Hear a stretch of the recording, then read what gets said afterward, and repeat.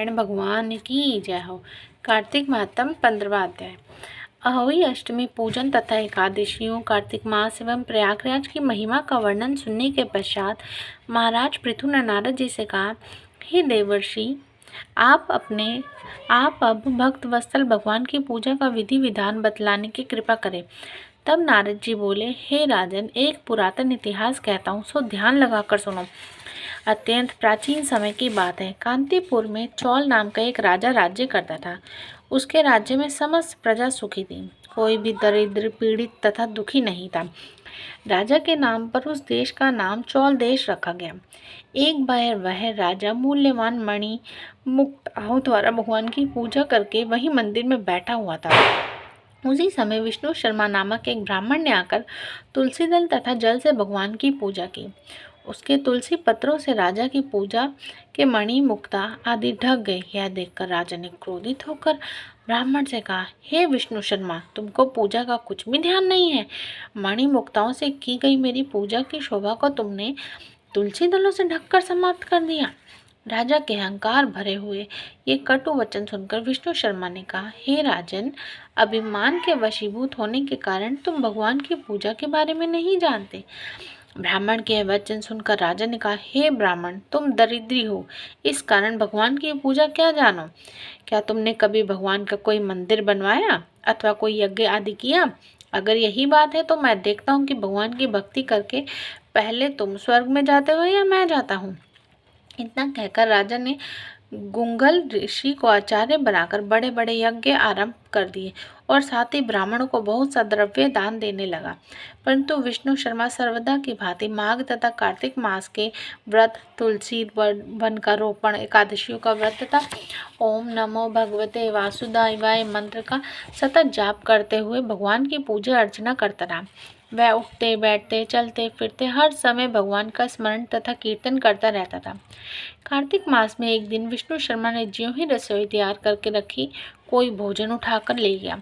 इसके बाद उसने व्रत भंग होने के भय से पुनः रसोई नहीं बनाई और भगवान का भजन करते हुए ही सो गया। दूसरे दिन फिर रसोई बनाई और ज्यों ही भगवान का भोग लगाने लगा, कोई फिर भोजन उठाकर ले गया। लगातार 7 दिन तक कोई भोजन कर लेकर जाता रहा। ऐसा ही होता रहा और इस प्रकार विष्णु शर्मा को निराहार 7 दिन व्यतीत हो गए। विष्णु शर्मा भूख के मारे अत्यंत व्याकुल हो रहा था, परंतु सत्संग का सही समय भंग न हो जाए इस भय से उसने किसी भी दिन दूसरी बार रसोई तैयार नहीं की। 8वें दिन उसने निश्चय किया, आज मैं पूरी तरह ध्यान रखूंगा और देखूंगा कि भोजन को उठाकर कौन ले जाता है। इसके बाद उसने भोजन तैयार किया और एक स्थान पर छिपकर बैठ गया। थोड़ी देर में उसने देखा कि अति दीनहीन और दुर्बल चांडाल, जिसके शरीर में केवल अस्थियां मात्र शेष थी, छिपकर आया और भोजन उठाकर ले चला। उसे देखकर विष्णु शर्मा का हृदय द्रवित हो उठा। विष्णु शर्मा ने उस चंडाल से कहा, भैया, रूखा भोजन मत ले जाओ, मेरे पास थोड़ा सा घी है, वह भी लेते जाओ। ब्राह्मण के वचन सुनकर भयभीत हुआ वह चंडाल भागता हुआ ठोकर खाकर गिर गया।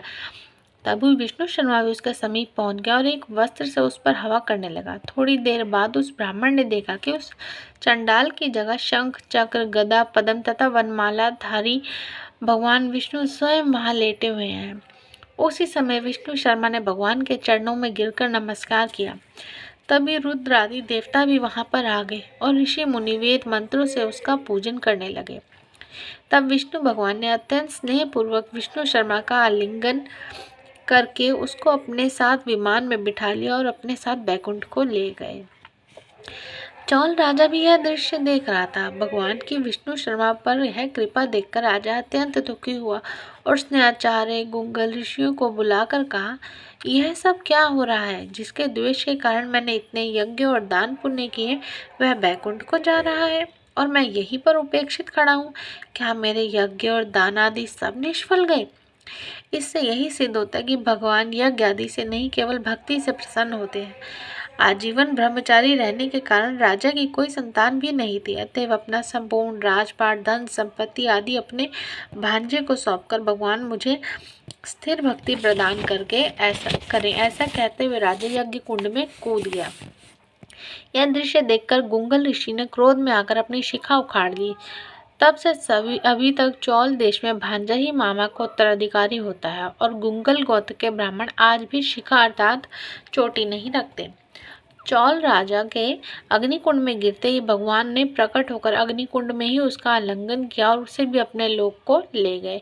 बैकुंठ में भगवान ने विष्णु शर्मा को पुण्यशील तथा चौल राजा को सुशील नाम देकर अपना द्वारपाल बना लिया और इस प्रकार वे दोनों हर समय श्री हरि के निकट रहने लगे। इति 15वां अध्याय समाप्तम। बोलो श्री लक्ष्मी नारायण भगवान की जय हो। जैसे भगवान ने विष्णुशिला को और इस विष्णु शर्मा को और राजा को, पुण्यशील राजा को अपने द्वारपाल नियुक्त किया है, ऐसे ही भगवान हमें भी, जो भी कार्तिक मास की कथा सुनता है, उसका 15वां अध्याय सुनता है या सिर्फ भगवान विष्णु का कार्तिक मास में ध्यान करता है, भगवान उसको भी अपने चरणों में लगाए और उसको भी अपने द्वार में चाहे छोटा सा पत्थर बनाकर रखे, पर उसको भी अपने प्रभु स्थान दो। बोलो श्री विष्णु भगवान की जय हो।